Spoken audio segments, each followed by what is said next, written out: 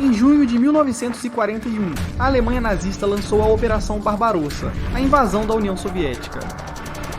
Após sofrer baixas catastróficas e sobreviver por um fio, conceitos como papéis de gênero foram jogados pela janela, e as mulheres foram enviadas para as linhas de frente em números cada vez maiores. À medida que a Wehrmacht continuava a avançar para o leste, eles encontraram equipes de tanques femininas, infantaria, atiradoras de elite e um regimento de bombardeiros que os ensinou a temer a escuridão. Na União Soviética já existiam muitas pilotos femininas disponíveis. Milhares se juntaram a clubes de voo antes da guerra, mas apesar de sua experiência, foram mantidas fora do combate real. Mesmo com o Exército Vermelho usando mulheres na linha de frente, a Força Aérea Soviética ainda as impedia de se juntarem. 2 eventos alteraram essa política exclusiva para homens. A primeira foi Marina Raskova, famosa piloto e navegadora detentora de vários recordes mundiais de voos de longa distância e superestrela na União Soviética. Ela recebeu centenas de cartas de mulheres suplicando pela chance de poderem lutar pela União Soviética nos céus. As mulheres já estavam lutando em terra, então qual que era a diferença?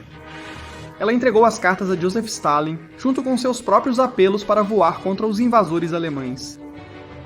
O outro fator foram os relatórios de baixas. Diariamente, as baixas do Exército Vermelho aumentavam e a Força Aérea Soviética estava gravemente enfraquecida.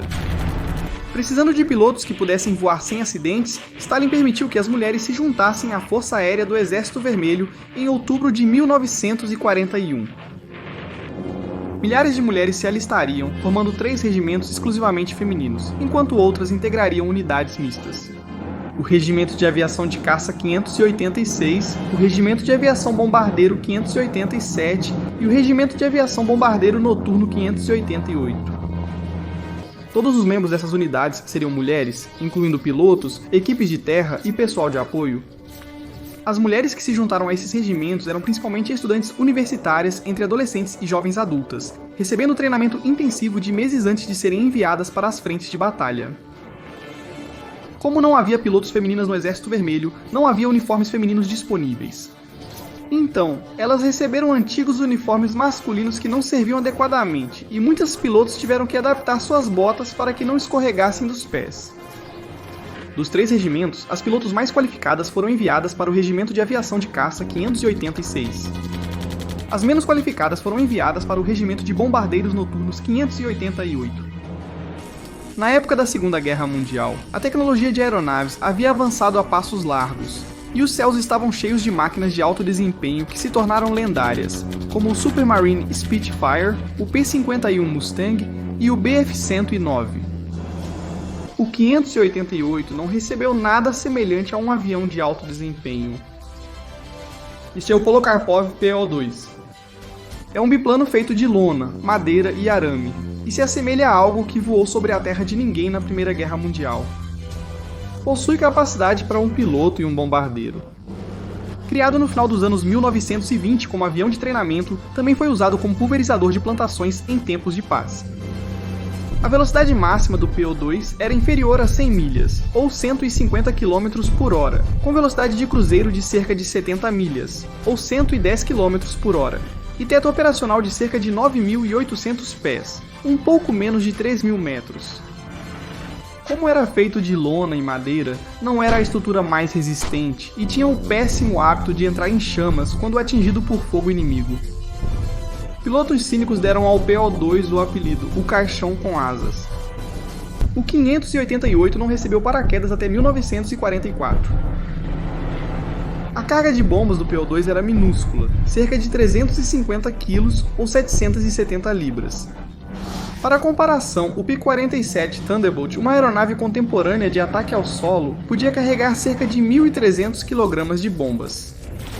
Para serem eficazes, as tripulações teriam que fazer várias missões, expondo-se ao fogo inimigo a cada vez.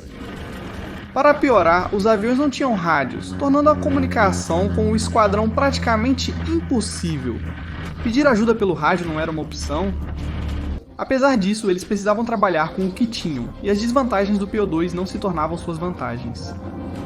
Ele não precisava de uma pista longa, então qualquer campo aberto de tamanho razoável serviria, o que permitia que se posicionassem perto das linhas de frente. Sua velocidade lenta e baixa altitude também eram uma vantagem. Sua velocidade máxima era inferior à velocidade de stall de muitos aviões, tornando difícil derrubá-los. Considerando tudo isso, as mulheres do 588 empregaram táticas singulares para aterrorizar os alemães. Normalmente faria sentido voar o mais rápido possível, entregar a carga e depois voar rapidamente, minimizando o tempo no campo de fogo inimigo. Elas fizeram exatamente o oposto. Elas patrulhavam perto das linhas alemãs, voando baixo sobre as árvores em grupos de 3 quando avistavam um alvo. Quando se aproximavam o suficiente para serem ouvidas, elas se separavam e atacavam de direções diferentes, dividindo a textura e a atenção dos alemães. Depois, desligavam os motores e deslizavam para dentro. Uma vez sobre o alvo, o bombardeiro soltava suas bombas e então a piloto religava o motor, esperando que não falhasse, e voavam para longe na noite sem detecção. Existe um debate sobre a origem do apelido do 588. Uma possibilidade é que o som do ar passando por asas de lona e arame batendo soava como uma vassoura de bruxa, enquanto outros dizem que foi dado pelos alemães como um insulto depois que descobriram que acabaram de ser bombardeados por um esquadrão de bombardeiros totalmente feminino. De qualquer forma, os alemães começaram a chamá-las de Nachthexen, ou Bruxas da Noite. Era para ser depreciativo, mas as mulheres o tomaram como um elogio e começaram a se chamar assim. O nome passou a ser associado a todas as pilotos soviéticas, independentemente da unidade. Desde sua primeira missão em 28 de junho de 1942 até o fim da guerra, as Bruxas da Noite tornaram a vida dos alemães um inferno.